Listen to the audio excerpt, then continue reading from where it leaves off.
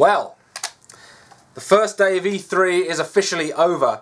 I was going to do a full point-for-point, blow-for-blow comparison between Microsoft and Sony's offerings in order so that people can make an informed decision about whether they want to go with the Xbox One or the PlayStation 4. Leading up to this point, Sony have been very, very quiet.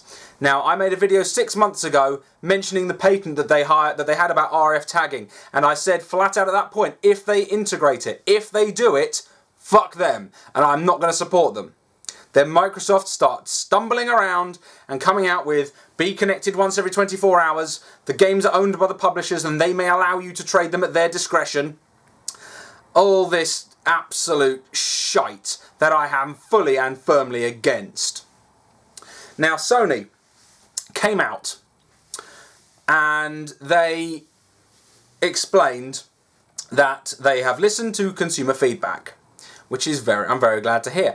They said flat out, there is no requirement for online. There is no used game block. They will not impose anything in order to block your sale or trade of games.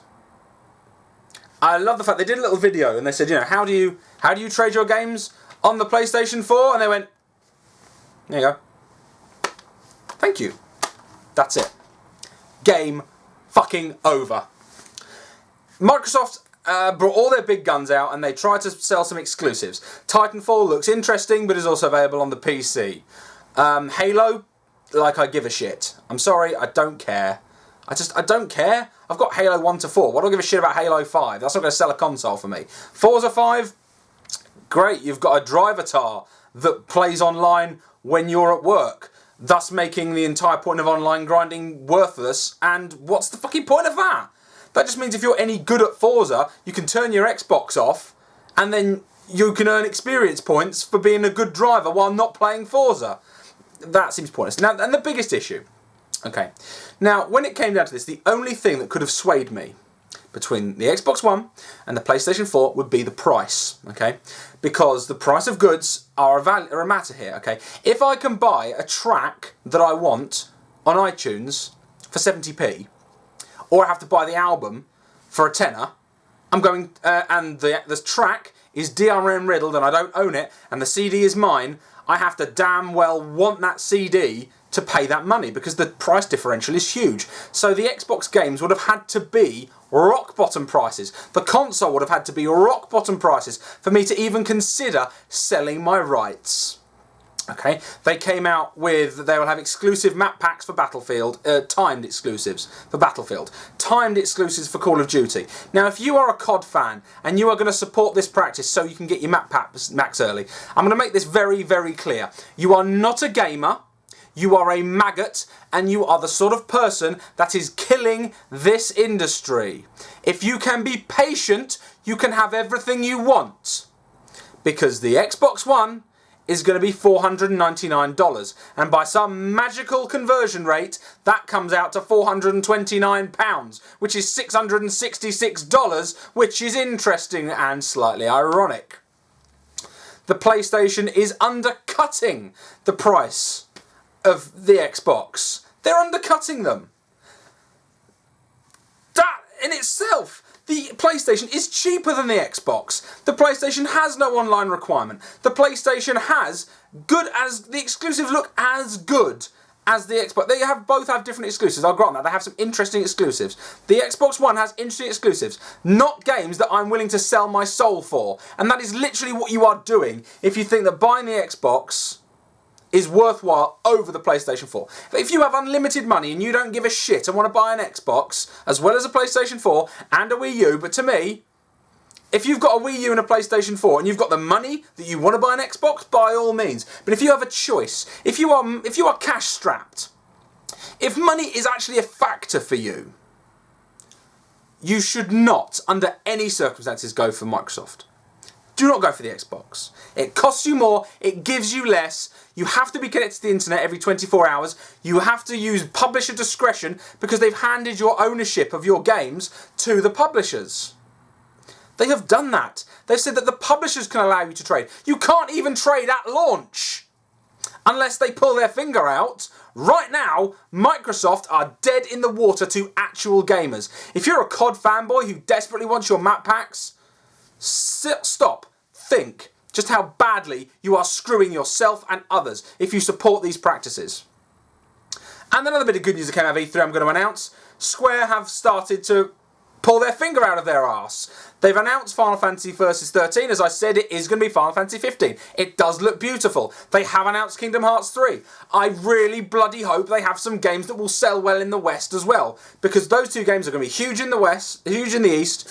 They're going to sell well amongst about hardcore gamers who like Japanese games, but I hope they have some things that have more mainstream appeal to help maintain their prices.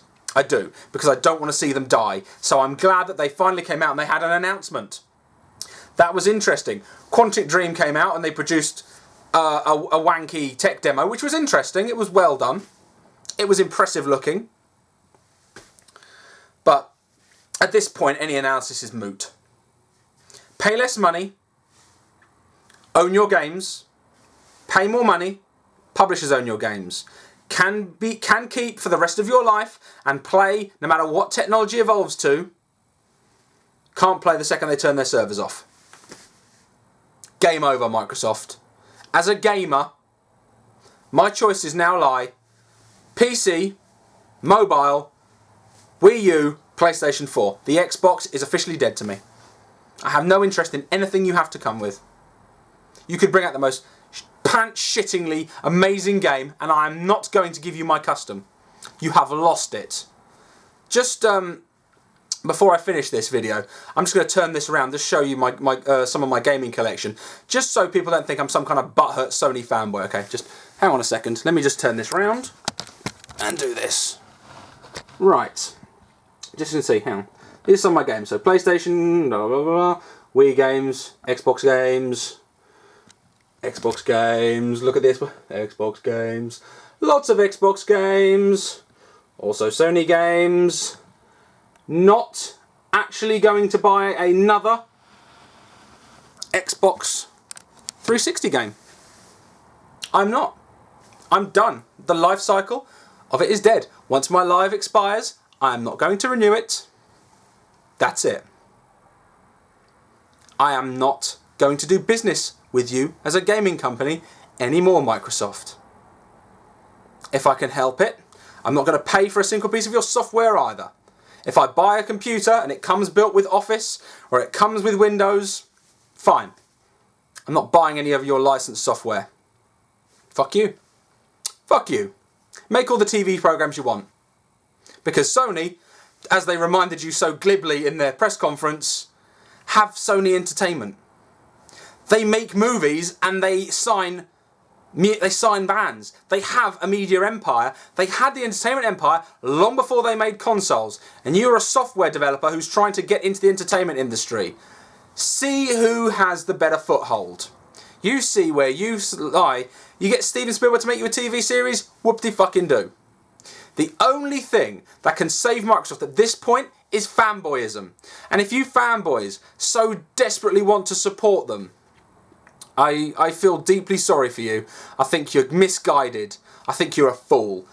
Look out for yourselves and consider what is the best deal for you.